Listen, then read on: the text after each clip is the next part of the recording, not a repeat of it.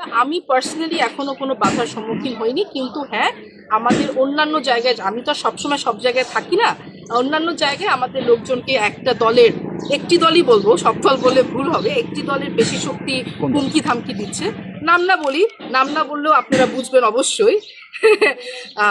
তো হুমকি ধামকি দিচ্ছে, বাট সেক্ষেত্রে আমি প্রশাসনের দৃষ্টি আকর্ষণ করছি যে আপনারা যদি কাইন্ডলি একটু এই ব্যাপারটা দেখবেন। আর আপনি যে বললেন আমি উৎসাহিত থেকে হচ্ছি, এই যে জনগণ যখন প্রশংসা করে, আমি যখন একটি ভোট চাই এবং জনগণ বলে যে হ্যাঁ হ্যাঁ ইনশাল্লাহ, এই কথাতে আমি উৎসাহিত হই। এবং আমি এটা আগেও বলেছি, অন্যান্য জায়গায় বলেছি, আমার উৎসাহিতটা হলো এটা কষ্ট থেকে। আসলে আমি হয়তো হেসে হেসে কথা বলছি, কিন্তু একটা মেয়েরা সাধারণত বাবার সাথে সবচেয়ে কাছের হয়। আমার শেষ প্রশ্ন, পেশেন্টের মতনই, এবং আমি সবাইকেই বলি যে আপনারা 12 তারিখ সুন্দর করে সেজে গুজে খুশি মনে সেন্টারে যাবেন ভোট দিতে।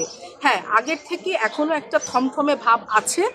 এটা গত 1 বছর ধরে সবাই একটু আতঙ্কে ছিল। আমি অন্যান্য জায়গার কথা জানি না, কিন্তু আমাদের বাবুগঞ্জ মুরাদিতে 5ই অগস্টের পর যে পরিমাণ চাঁদাবাজি এবং যে পরিমাণ সন্ত্রাসীর অ্যাট্যাক্স হয়েছে, বা যে পরিমাণ উত্তেজনা বা সবাইকে যে হয়রানি করা হয়েছে, এতে আসলে সাধারণ জনগণ আতঙ্কে আছে। এবং স্পেশালি আমার আসলে মিলিটারি আর্মি, আমি জানি যে বাবুগঞ্জ মুরাদির জন্য আর্মি ক্যাম্প বসানো হয়েছে। সো আমি আসলে আমাদের যে দেশ যারা রক্ষা করে, আর্মি বাহিনী, they are the top of the level.